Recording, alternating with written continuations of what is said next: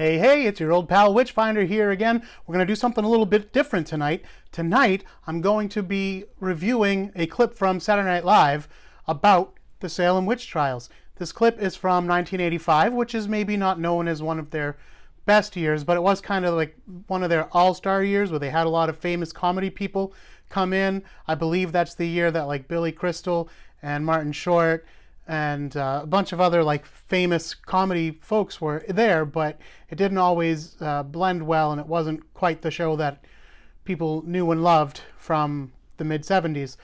Of course, Saturday Night Live has gone through a lot of iterations. I was a big fan for a very long time, even going back and watching the old episodes when all those best of tapes, and I do mean tapes because I'm old enough to remember VHS, when those tapes came out and everything. And I remember my drama teacher in high school giving me a hard time because she was like, why are you obsessed with like stuff from the 70s? Like, why are you all about Belushi and Aykroyd and all that kind of stuff? Like, that's before your time even. Well, maybe it was, but funny's funny, and greatness recognizes greatness. But tonight we're going to see a lesser Belushi in this clip, but Martin Short is going to be pulling most of the weight in this episode, and or this clip rather, and also the judge at this Salem Witch Trial is played by Harry Stone, which is not his real name. Now that I'm making this video, of course, I'm blanking. Maybe it will come to me. Harry Anderson. Harry Anderson? I think that was his name. The comedian who played Judge Harry Stone on a TV show called Night Court. That, again, if you're a member of the Gen X or perhaps elder millennial series like I am, then you'll remember that show, of course. Very funny show. Judge Harry was very funny, but this clip isn't all that funny. I will warn you ahead of time. Martin Short is Martin Short. He's a treasure, of course, but he can only do so much. So we're going to take a look at this clip, and I apologize if there's other famous people in it that I just didn't recognize or don't remember, but we're going to take a look at this clip. I'm not analyzing the humor so much, but I'm going to analyze the historical accuracies or inaccuracies. Of course, this is a comedy clip, so we don't expect that it's trying to be historically accurate, but we're just going to go through and point out some things as we watch. So let's start this clip. Hear ye, the court of the Commonwealth of Massachusetts, county of Salem, the village of Salem is It's not the county of session. Salem, it's Essex County. By the grace of God and our Lord, William III, all rise. William III was king at the time, so that's good. That's accurate. Costumes look fairly accurate. Here comes the judge. Edward Abbey Manning, judge. you stand accused before the eyes of the Almighty. Who That's not a real speaks trial for defendant. thee? Name? I do, Your Honor. Larry Grosvenor, Salem Public Defender's Office. Your Honor, canst I have 5 minutes with my client? So shall it be. Thank you. We're going to pause right here. Okay, so the premise of this sketch is that there's a public defender coming in to defend the witch trial victim, the accused witch. But actually, in the Salem Witch Trials, there were no defense lawyers, and there were lawyers. Lawyers existed back then, and they were all on the prosecution side because it was believed that if you were not guilty of a crime, you did not need a lawyer because, you would just tell the truth, and God would let his light shine through, and you would be found innocent. So if you did not commit a crime, you don't need a lawyer. That was the thinking back then. So there was no such thing as a defense lawyer. The other thing I'll point out here is that you can see that Martin Short is wearing the flat collar, which is indicative of a reverend back in those days. Now, I don't claim to be an absolute expert on historical dress, but I believe that would be reserved, that flat collar in particular would be reserved for a reverend. But it's possible that you could be a reverend and a lawyer. Sorry, I'm late. Okay, what have we got here? Okay, speeding in the ox cart. Nothing. Poaching deer. I'll get you out for the warning. Consorting with the devil, copulating with demons, and using the blood of Christian children in a pagan ritual. Gonna pause right there. No, there was, I mean, they did talk about blood drinking. I don't think they specifically said they steal Christian children for blood drinking. Although there was talk about killing babies and stuff like that. So not completely. See, that's going to be a problem. You see, let me level with you. Ed, it's Ed. This court is very tough on witches. But I be no witch. That's what they all say. I am but a simple cobbler and strange to these parts. Well, all right, look, just do what I say, okay? I think I can get them to knock down the charge to simple possession. All right, I know I'm killing the comedy by pausing it, but again, you're not really watching this for comedy. So when he says, I'm strange to these parts, that actually, I don't think they necessarily intended it, but that's actually a good point, because a lot of the accused witches were either from Salem town, which was different than what we now call Salem Village, although it wasn't called Salem Village at the time. It was called Salem Farms. Anyway, it's now modern day Danvers. But it's possible that he was not even from town. Sometimes people were brought in from nearby towns, and they didn't even know anyone who was accusing them. They'd never met any of the girls. And that's one thing that's definitely missing in this trial, is the presence of screaming girls. And we call them girls, but they weren't all young girls. Some of them were grown women, and there was even sometimes men involved in the accusations, the hysterical, screaming accusations. So we call them girls, but that's kind of not accurate. Okay, you get maybe a lecture and a stoning. Stoning? But I'll be just as dead. Hey, I'm not the one who copulated with the devil, am I? But I implore you to believe me. I am not a witch. Right. You're not a witch. No one's ever a witch. I mean, according to my clients, there have never been any witches. Crops just die all by themselves. The moon just decides to pass in front of the sun, every once in a while. Look, Ed, I'm going to try like hell. That no witch was accused of making the moon disappear. But don't you ever lie to me, okay? Crops failing happened. That was an honest accusation. Brother Lowell, would you present the evidence, arguments, and proofs of the case for the Commonwealth? Lesser Belushi? Witch!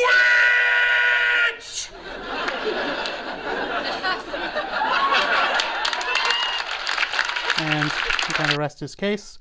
Now, this, of course, leads to a bigger issue with the witch trials. It's a very big misconception that there was, zero evidence to put these people behind bars or to put them to death, and that all people had to do was point and yell witch, and so it was said, and so it was done. The trials, if you've watched my videos, you'll know that there was a little more to it than that, and that's not really accurate. That is the popular misconception about the trials, is just that it was, people run wild and stealing land from their neighbors, or religion, and it was anti-woman and all these kind of things. And all those issues do have a place in the trial, but it was not so simple as pointing and yelling and saying, they're a witch, they're a witch, they're a witch, burn them, burn them. Of course, we didn't burn witches in Salem, but that is something that people still say all the time. And one thing that's kind of nice about this Saturday Night Live clip is that it is a male witch on trial, which did happen. Another reason we know it's not strictly a feminist issue is because most of the accusers were female, and some of the accused witches, about a third of the ones that were condemned, were men. And there were more locked up for witchcraft that just weren't condemned for one reason or another. So it's refreshing to see a man on trial for witchcraft. And by the way, in the official court transcripts, although we don't have transcripts of the trials themselves, we do have transcripts of the hearings. The term witch is used for both men and women, but also the term wizard is used for males and only males. So witch can go both ways, but wizard is a man and only a man. Warlock is not seen anywhere, as far as I can recall, in the trial documents. Continuing with our clip. Very well. Edward Abbey Manning, I find you... Objection, Your Honor. Isn't counsel going to produce at least some evidence? Brother Grosvenor, must I admonish you They did need once to produce again more evidence about than that. needlessly prolonging these trials? But very well, brother. Let the Commonwealth produce a witness. So be it. I call before the eyes of God Mistress Cartwright! He's the one! He beguiled me with evil charms and led me to royal she'd be sins a of bad. flesh. Well, He pumped me with the evil seed and made me great with Satan's child. pause. Okay, so this woman here is marked with an A. A, of course, had a meaning you might know from the old story, The Scarlet Letter. Of course, her A is gold, but it's surrounded by red, so we can assume that it's supposed to mean the same thing, which would be adulterer, meaning someone who had an affair outside of marriage. And I was about to say she wouldn't make the best witness because she's already a criminal, so it's kind of like going to a criminal for evidence against another criminal. But of course, that does happen even in modern times, and it did happen in the witch trials. An accused witch would turn and accuse another person of being a witch, and give evidence at the trials and everything, and the hearings and wherever else. So it is possible. They'd be more likely to believe her if she had said she was a witch and that she participated in witchcraft. She's claiming here that basically this guy came to her in the form of a goat and had his way with her, which is not strictly something that they talked about happening at the trials. The Puritans were very Puritan, even in their description of what the devil would do, and there was very little talk about like sexy stuff happening in the witch trials, although there was some, but very little.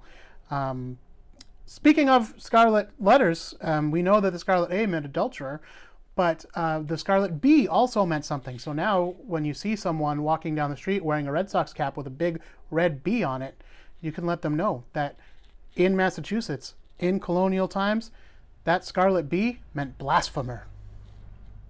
Continuing. Your witness? Mistress Cartwright, how exactly didst thou meet my client? He came to me in the form of a goat. Ah. Hast thou ever taken the form of a goat? No. I think I've got her. Mistress Cartwright, Yeah, told you. let me ask you something. Can we just assume that you simply allowed this goat to impregnate you? No, he Goats beguiled were ever me. accused, but there were witches and Took quote, me to a thing restaurant like a man. first. Unquote. If he took you to the restaurant as a goat, how do you know that it was my client? Well, the reservations were in his name. Inadmissible, Your Honor. That's hearsay. There will be no pig Latin in this court. Oh, you... Well, if this witch did not get me with child, then who did?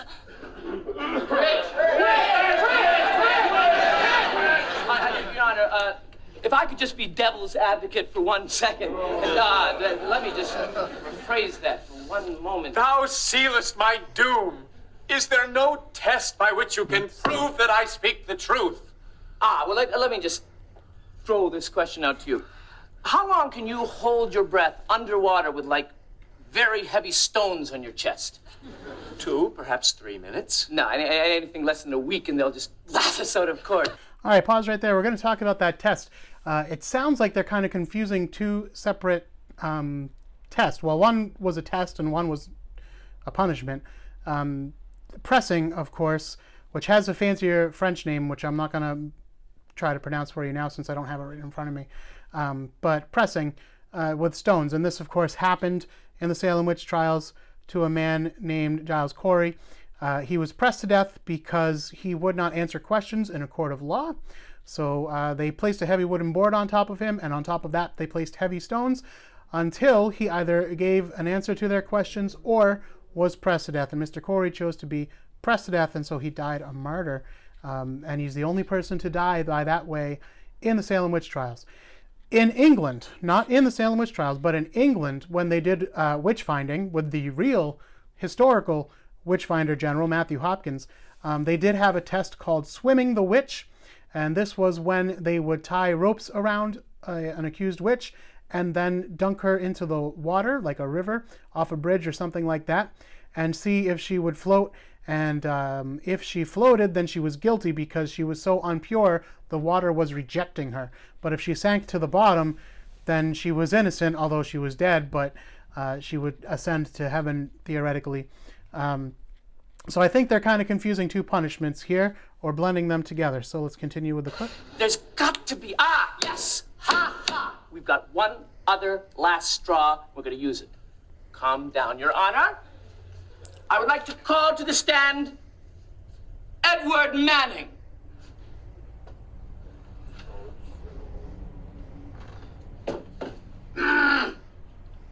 Place your hand on the Holy Scripture and prepare to recite the oath, please.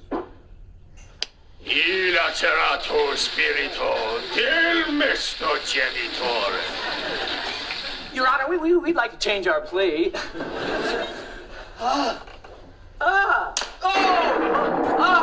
Unless you have problems with that, then we can certainly move for dismissal. Granted on all counts. Case forgotten. Yes. Short is trying, though. He's a trooper. All right, so that's another thing that a lot of historians and culturally sensitive people get upset about when someone tell a witch trial story and then it turns out in the end that the accused person actually is a witch of some sort, or in this case they kind of implied that he was a demon. But yes, there were no actual witches in the witch trial. There was nobody practicing any kind of thing that would be considered witchcraft, really. There were different types of witchcraft even back in colonial days. Not everything that would be considered witchcraft was considered like diabolic. We'll get into that in another video sometime, that they did believe in like basically white magic and black magic, and healing herbs and all that kind of thing. People, that's another common misconception, is they'll say like, oh, these were simple healer women that lived outside of the regular society and they were persecuted.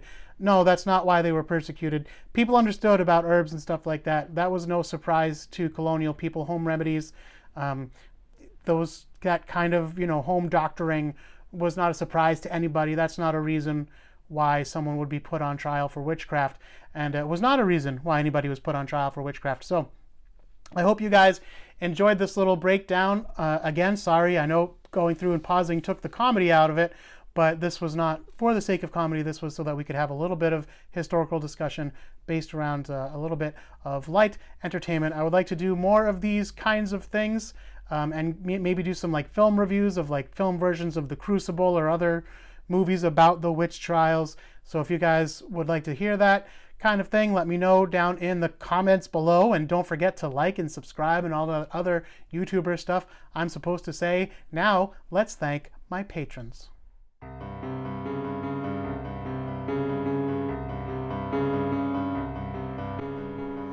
I kind of look like that one zombie from Dawn of the Dead, the original Dawn of the Dead.